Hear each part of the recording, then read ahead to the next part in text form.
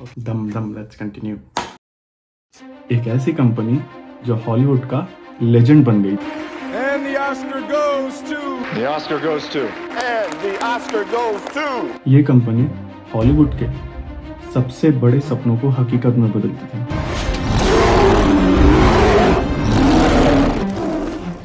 और एक दिन क्यों, क्या और कैसे, इसकी वजह आज भी हजारों वीएफएक्स आर्टिस्ट को मार रही है।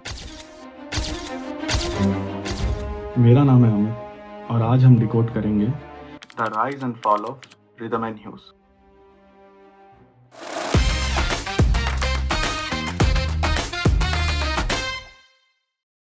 (1987) में शुरू हुई कंपनी रिदम एंड ह्यूज जानवरों को सीजीआई के थ्रू जिंदा करने में मशहूर थी। Good heavens, who are you? In fact 1998 में रिलीज हुई बेब मूवी ने वीएफएक्स के लिए एक एकेडमिक अवार्ड भी जीता। And the Oscar goes to Scott E. Anderson, Charles Gibson, Neil Scanlon, John Cox for Babe.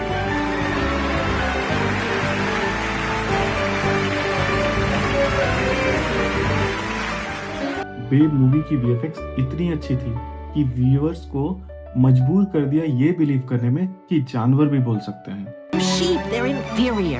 No, they're not. The golden compass से लेके लाइफ ऑफ ए पाई, उन्होंने ऐसा वीएफएक्स बनाया जिसे दुनिया देखकर हैरान रह गई।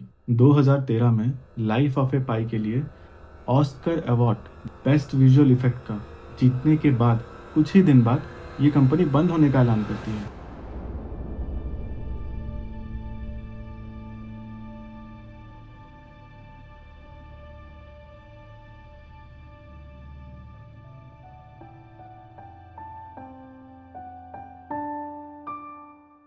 क्या ये सिर्फ एक कंपनी का फॉल्ट था या पूरे वीएफएक्स इंडस्ट्री का एक बड़ा झूठ?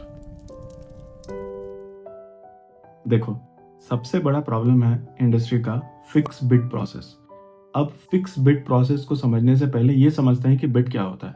बिड वो है जब आप किसी भी काम को करने से पहले उसका एक टाइम फ्रेम डिसाइड करते हैं। अब time frame in the sense, अभी लेट्स से अगर हमें कोई एक बिल्डिंग बनानी है या फिर हमें कोई घर कंस्ट्रक्ट करना है, तो इस पे क्या होता है ना, आपको पता रहता है, ठीक है, कि मतलब ये बिल्डिंग बनाने में या फिर ये घर बनाने में मेरे को 2 महीना लगेगा, हमें 6 महीना लगेगा या हमें 4 महीना लगेगा।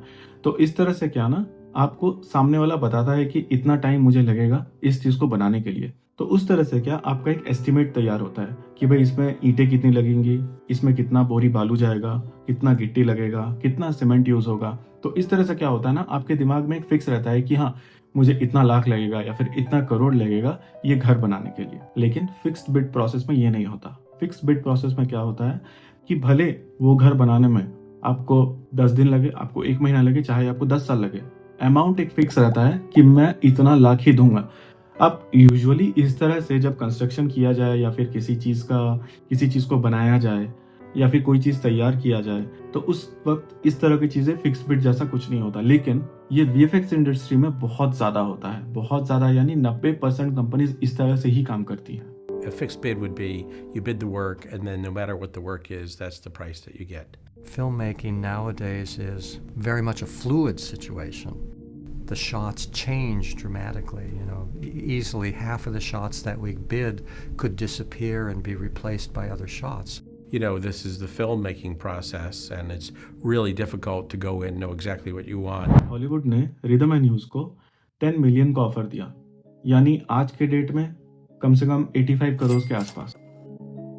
अब इस पे फिक्स्ड ऑफर, यानी कोई काम अगर इससे कम ज्यादा हो तो एक्स्ट्रा अमाउंट तुम नहीं मांग सकते। देखो, अब वीएफएक्स इंडस्ट्री में आप फिक्स बिड में काम नहीं कर सकते, क्योंकि जब तक कोई भी काम खत्म होके स्क्रीन तक नहीं आ जाता, स्क्रीन इन द सेंस में थिएटर की बात नहीं कर रहा, कोई भी एक वीएफएक्स शॉट खत्म होके उसका फाइनल आउटपुट ना निकल जाए, आप उसे तब तक फाइनल नहीं बोल सकते।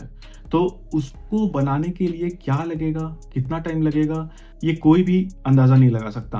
हाँ, आसपास का बोली हर कोई लगा सकता है, आसपास का सोच सकता है कि इसको लगने के लिए 4 दिन लगेगा, इसको करने के लिए 10 दिन लगेगा। लेकिन आप कितने भी एक्सपीरियंस बंदे से पूछे कि इसको बनाने में कितना टाइम लगेगा, कोई नहीं बता सकता। मेरे हिसाब से वो 4 दिन हो सकता है, आपके हिसाब से वो 5 दिन हो सकता है, किसी और के हिसाब से वो 2 दिन हो सकता है। इसीलिए मजे की बात यह है कि ज्यादातर डायरेक्टर्स को या फिर उनकी टीम को पता ही नहीं होता कि उन्हें क्या चाहिए। ज़्यादातर चीज़ें शूट होने के बाद, जब वो एडिट होने के बाद स्क्रीन पे आती है VFX के लिए, तब डिसाइड होता है कि एक्चुअली अब इस पे करना क्या है, अब ये चाहिए कैसा। The art of filmmaking seems to have changed a little bit over the years. It used to be that you'd have a script and you'd storyboard it and you'd have all 3 acts and then you'd go out and shoot. But nowadays, they often start shooting without really knowing what Act 3 is going to be. And, you know, it's really hard to have a fixed bid and a fixed deadline when the studio and the director haven't even agreed on Act 3 yet. It's like getting in the car to drive somewhere and you don't know where you're going. You're like, well, do you have enough gas? Well, I don't know. I'm just driving. और कभी कभी तो ऐसा भी होता है कि सामने वाला हमको बोल देता है कि आप जरा देख लो ना, इस पे क्या कर सकते हैं, जरा बता दो ना, आप 1-2 सैंपल करके बताओ ना, फिर हम देखते हैं कि कैसा। उन्हें ऐसा लगता है कि सैंपल बस टाइप कर दिया और सैंपल रेडी। भाई सैंपल करने में भी टाइम लगता है। उन्हें बस ये चाहिए कि आप 2-4 सैंपल करके हमें दिखा दो, हम देख के उसके बाद डिसाइड करेंगे। उसके लिए कोई पैसा नहीं मांगना। अगर मैं 2-4 सैंपल अगर रेडी भी करूंगा तो उसके लिए भी तो तुमको मेरे को पे करना पड़ेगा ना, क्योंकि वो भी तो मेरा मैंडेज कंज्यूम कर रहा है ना। अगर मैं एक सैंपल बनाने के लिए 3 दिन ले रहा हूँ तो हो सकता है बाकी और 2 सैंपल बनाने के लिए मेरे को 3-3 दिन और यानी 6 दिन और लगे। लेकिन नहीं, उसमें से क्योंकि तुम्हें बस एक ही सैंपल रेडी मतलब तुम्हें एक ही सैंपल डिसाइड करना है, तो तुम उस एक ही सैंपल का पे करोगे। हो सकता है कि तुम उन तीनों सैंपल को भी मना कर दो, फिर मेरे को किसी और पे काम करना पड़े। इस तरह की चीजें बहुत होती है मेरे भाई। अब यही चीज रिदम इन ह्यूज के साथ भी होने लगा। धीरे धीरे जैसे काम आगे बढ़ता गया, बहुत सारे चेंजेस आते गए। जैसे कभी टाइगर का बाल सही नहीं लग रहा, या फिर कभी समंदर की लहरें सही नहीं लग रही, और इस तरह की चीजें चैलेंजेस के साथ साथ टाइम फ्रेम भी बढ़ा रही थी VFX का। और इस फिल्म के डायरेक्टर एंग ली हर शॉट पे बदलाव करवा रहे थे। Creating these huge fluid dynamic simulations like we did on Life of Pi, and they want to change this wave from going that way to this way, or make the rain go completely differently. That's a lot of simulation time just to make the change. And then finally it gets shown to the client, who says something like, why is it even raining in this shot? It's not supposed to be raining in this shot. So now we go back, we do that work that we think we're supposed to be doing, we present it again. It goes back up through the chain of approvals. Decision maker sees it. They give their feedback, then it goes back through the chain, the other direction, and we find out whether or not we're done or if we have to keep going.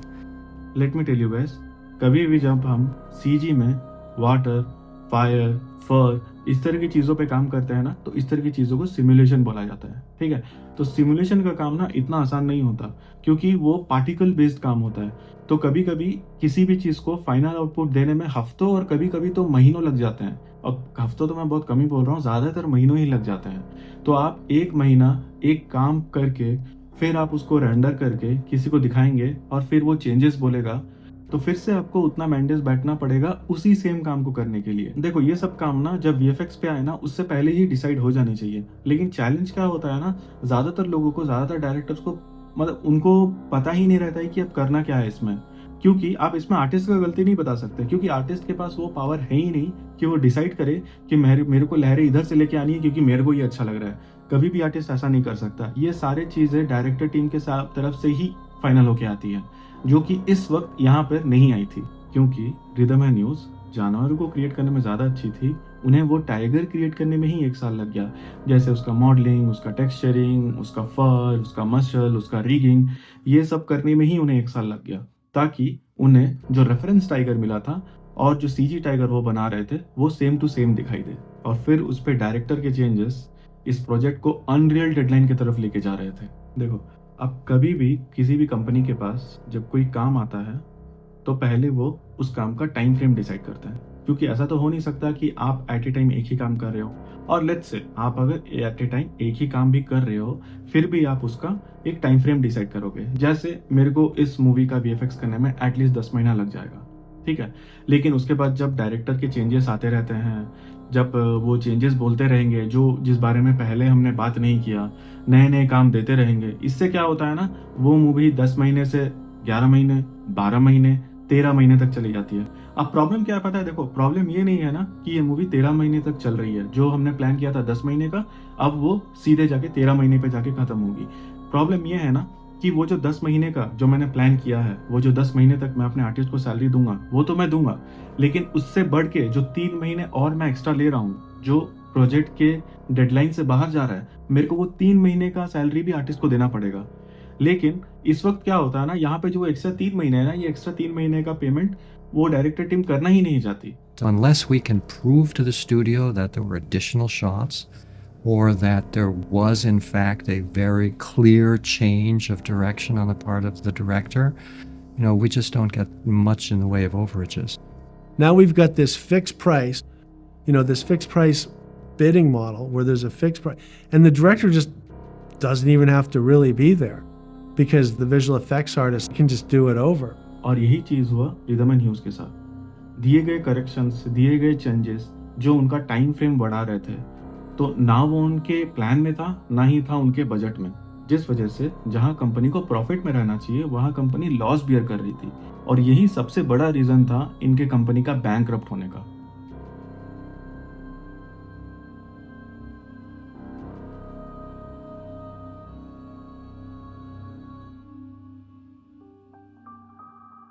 अब सवाल आता है rhythm and huge ने इसके लिए okay क्यों कहा। देखो, मार्केट में इतना ज़्यादा कंपटीशन था ना, या फिर मार्केट में अभी भी इतना ज़्यादा कंपटीशन है ना, कि आप अगर किसी प्रोजेक्ट के लिए 10 लाख का बजट देते हो तो सामने वाला 8 लाख में करने को रेडी रहता है, या फिर कोई और 5 लाख में करने को रेडी रहता है। तो यही रीज़न है कि उन्होंने प्रोजेक्ट लेना ठीक समझा, इससे ज़्यादा अच्छा कि वो खाली बैठे। और लेट मी टेल यू, देखो रिदम एंड ह्यूज एक ऐसी कंपनी थी ना जो प्रॉफिट से ज़्यादा पैशन फॉलो करती थी। उनके सारे जितने भी ऑनर्स थे, जितने भी आर्टिस्ट थे, जितने भी लोग थे ना, ज़्यादातर पैशनेट थे काम को लेके। वो एक्स्ट्रा माइल, वो एक्स्ट्रा आवर उस काम को देना चाहते थे रेदर देन प्रॉफिट को चूज करके। वीएफएक्स का बजट क्या होगा वो बस एक कंपनी बोल सकती है, लेकिन फाइनल बजट फिक्स करना उस कंपनी के हाथ में नहीं रहता, नीदर वो डायरेक्टर के हाथ में रहता है। ये रहता है प्रोड्यूसर्स के हाथ पे, जो उस मूवी को या फिर उस पूरे प्रोजेक्ट को प्रोड्यूस कर रहे हैं। एक बार अगर आपने प्रोजेक्ट ले लिया तो उसके बाद डायरेक्टर, असिस्टेंट डायरेक्टर, डीओपी, ये सारे अपनी तरफ से चेंजेस देना शुरू कर देते हैं, जिसका प्रोड्यूसर से कोई लेना देना नहीं होता है। इन सब के बीच में अगर आपका बजट ऊपर चला जाता है तो आप सिर्फ प्रोड्यूसर टीम को बोल सकते हो, इसकी कोई गारंटी नहीं कि प्रोड्यूसर टीम आपको पैसा देने वाली है उस चीज का।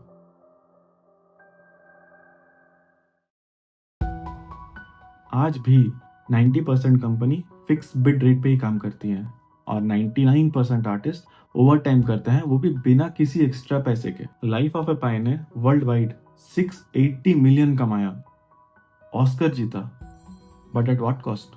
मूवी, उसकी वीएफएक्स और उसकी कहानी भले कितनी ही क्यों ना अच्छी हो, लेकिन उसके बिहाइंड द सीन आर्टिस्ट के साथ जो स्लेवरी होता है वो किसी को नहीं दिखाई देता है। भले ही ये फिल्म इंडस्ट्री के लिए एक बिजनेस हो, पर आर्टिस्ट के लिए एक स्लेवरी, वो भी विद ए कॉन्ट्रैक्ट से कम नहीं है। जब रिदम एंड ह्यूज वीएफएक्स के लिए ऑस्कर ले रही थी तो वहां पे बैठे आर्टिस्ट, वहां पे बैठे लोग उस कंपनी के बंद होने पे हंस रहे थे। और जब वहां पे उन्होंने ऑस्कर लेने के बाद माइक पे कुछ बोलना चाहा तो उनके वॉइस को सीधा कट कर दिया गया। To my children, Christopher, Thomas, Alexander, and Samantha, thank you for inspiring me every day.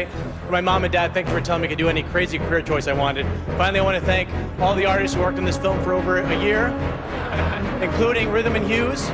Sadly, Rhythm and Hughes is suffering severe financial difficulties right now. I urge you all to remember. Everybody had this little bubble of, hey, look at this, we did it. And then this odd slap in the face.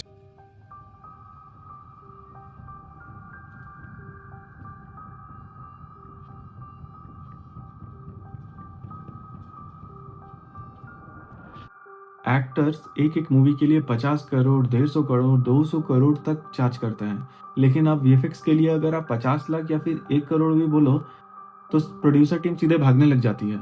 सीधे बोलेगी कि हमारे पास budget नहीं है, हमारा budget shooting पे चला गया, हमारा बजट ने हीरो ले लिया, या फिर शूटिंग पे थोड़ा ज़्यादा खर्चा हो गया इसलिए हम आउट ऑफ बजट हो गए। तो क्या हम रिस्पॉन्सिबल हैं इसके? क्या गवर्नमेंट कभी भी आर्टिस्ट के लिए स्टैंड लेगी? क्या एक और रिदम एंड ह्यूज बनने के लिए तैयार है?